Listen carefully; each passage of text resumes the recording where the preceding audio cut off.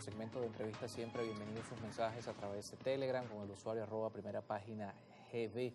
Por allí ustedes nos pueden escribir preguntas, comentarios, bienvenidos. Ahora que conversamos con José Antonio Gil Yepes, socio director de Data Analysis, hablando un poco de la coyuntura nacional, pero bueno, hablemos también de la internacional, ¿no? Porque por supuesto los acontecimientos que van marcando el mundo tienen su impacto en distintas regiones. Esto va más allá, por supuesto, de lo que está ocurriendo en el Medio Oriente, va más allá de esta región del mundo, va a tener su impacto en los mercados petroleros, va a tener su impacto en los mercados energéticos y también desde el punto de vista geopolítico. Gracias por acompañarnos esta mañana.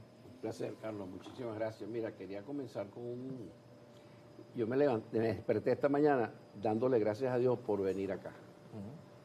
Y tener la oportunidad de compartir con ustedes y comunicarnos con la gente y tratar de que Dios lo ilumine a uno para hacer los mejores planteamientos, los mejores deseos para todos los venezolanos, para unirnos y para construir una Venezuela que sea para todos. Viendo además cómo está el mundo, ¿no? Porque y le doy las gracias a ustedes y a Globovisión en general, porque este programa de verdad que sorprende por lo plural, sorprende por lo transparente, sorprende porque de verdad que aquí tiene acogida todo el mundo. Y eso hay que agradecerlo y reconocerlo. Claro, es lo que intentamos hacer acá en esta pequeña ventana que tenemos en Globovisión.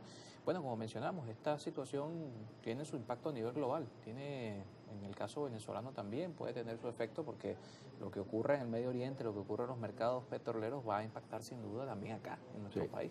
Sí, bueno, mira, el decir que el petróleo venezolano no le importa a los Estados Unidos, yo creo que no tenía mayor sentido cuando se dijo eso y lo tiene mucho menos ahora. Estamos en una coyuntura muy desafortunada para el mundo entero, pero la consecuencia sobre el tema petrolero venezolano es que el petróleo venezolano se pone en la palestra porque, por ejemplo, tú tienes dentro de los mismos países árabes, tienes diferencias importantes. Claro. Sunitas, chiitas, los iraníes son chiitas, pero los de Saudi Arabia son sunitas. Y esa gente tiene los resquemores que tenían los católicos y los protestantes en 1500. Pero esas cosas están bastante superadas.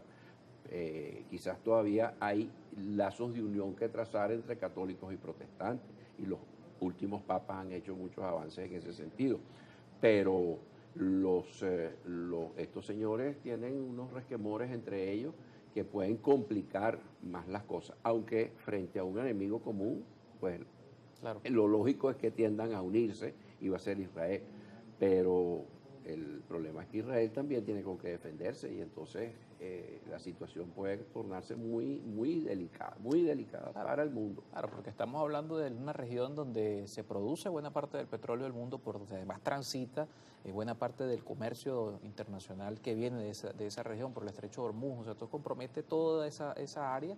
Sí. Y mencionamos el caso del petróleo venezolano porque, bueno, lo hablábamos antes de ir al aire. Venezuela es un mercado hoy estable, es un mercado que no está más allá de la coyuntura política de un conflicto de este nivel, es un mercado próximo a los Estados Unidos y por supuesto al mismo Europa. Sí. Que también, por cierto, Europa vive una situación en el este que no la estamos dejando. Y la importancia del petróleo venezolano se multiplica por el hecho de que a los países del G7, a los países más desarrollados occidentales, y les quedan al nivel de producción actual, sobre todo en el caso de Estados Unidos, le quedan unos 6 o 7 años. Eso es mañana.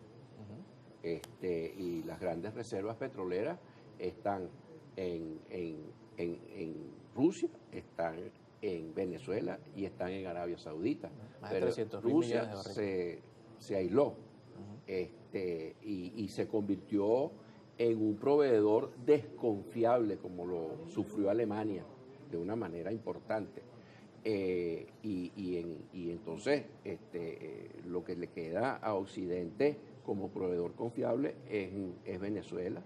Y se está dando el surgimiento de Guyana, quizás por la distancia que tomó Venezuela en los últimos 25 años de Occidente, una desoccidentalización de Venezuela, que es en realidad el cambio el único cambio de verdad de regla de juego que ha ocurrido entre el pacto de punto fijo, lo que los nuevos llaman la Cuarta República, y la situación actual, las reglas de juego siguen siendo básicamente las mismas: presidencialismo, centralismo, estatismo, partidismo o caudillismo, el populismo.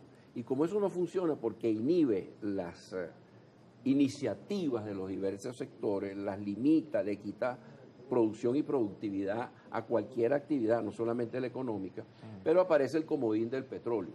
Entonces, con ese comodín del petróleo se arreglaban los entuertos en el régimen pasado y en el presente régimen. Falló el comodín del petróleo porque cayó nuestra producción y los precios no son de $100. Bueno, entonces estamos en apuros. Ahora deberíamos estar en este momento diversificando las exportaciones y llamando al sector privado a realizar grandes inversiones, cambiando la política antiinflacionaria basada en restricción de liquidez y altos impuestos, que limita la capacidad de inversión, limita la capacidad de producción, limita la capacidad de contratación de gente y de pagar buenos sueldos, por una política antiinflacionaria basada en mucho más producción. Ahora, mientras no tengas crédito bancario, mientras tengas los impuestos que tienes, mientras tengas estacionada la mitad de los depósitos bancarios en cuentas custodias, cuyo 70% no se puede utilizar para prestar, entonces tienes, y altos impuestos, tienes a un sector empresarial privado, claro, que no tiene capacidad que sigue creyendo en Venezuela y que le está apostando a Venezuela, y que hay muchos indicadores de inversión en Venezuela de parte de ese sector privado que parece haber dicho, bueno, mira, no puedo seguir pendiente de que la política se resuelva, entonces nosotros vamos a seguir adelante, afortunadamente, pero tenemos que tener un proyecto nacional, un proyecto compartido en cuanto a cuáles son las reglas de juego, qué tipo de capitalismo tenemos, porque no hay opción. ¿Hay opción en el mundo del capitalismo? No, porque los países más comunistas como China y como Vietnam son más capitalistas que muchos capitalistas. En China la contradicción del tema es que es una ciudad hay ciudades de ricos. China es una de las economías más capitalistas. Y es el país que tiene la mayor cantidad de no pobres. China pasa a los 700 millones de no pobres. Es que 700 millones es el doble de todos los que viven en Estados Unidos. Claro. Y no son pobres. Vamos a hacer una pausa y de regreso hablamos del tema político, cómo influye también en esta misma coyuntura, cómo la certeza desde el punto de vista político puede también de alguna manera impulsar un crecimiento económico frente a lo que ha pasado en Venezuela, con el tema, por supuesto, 2025 años de elecciones y que vienen, por supuesto, además el próximo 27 de julio. José Antonio Gil Yepes con nosotros en el estudio.